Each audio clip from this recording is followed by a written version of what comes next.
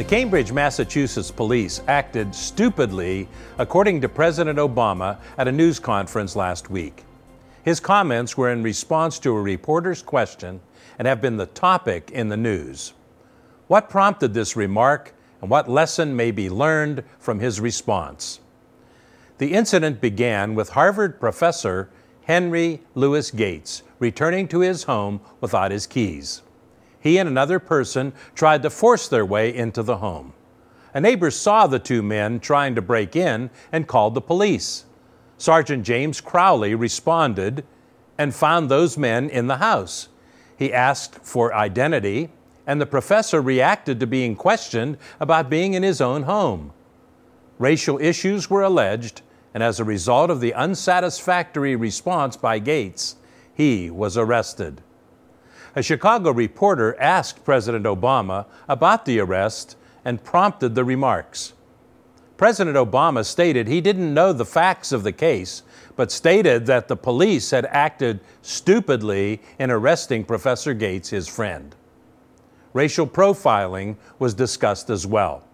As a result, this has been a hot news item for nearly 1 week. What could have prevented this week-long uproar about the matter? First, if Professor Gates had his keys, there would have been no police call. Second, if the neighbor had not called the police, there would have been no incident. Third, if the police did not respond to the call, the issue would not have surfaced.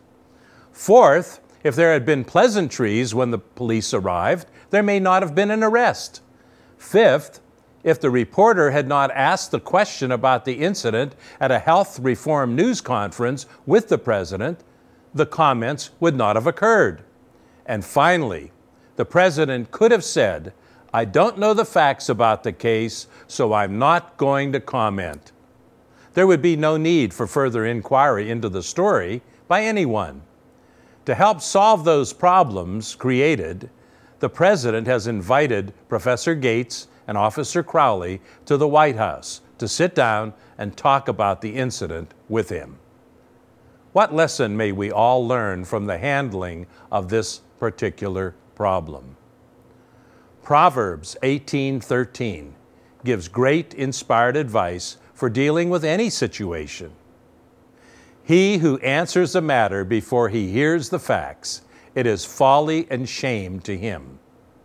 We all need to get the facts before answering a matter, and we will avoid confusion, folly, and shame.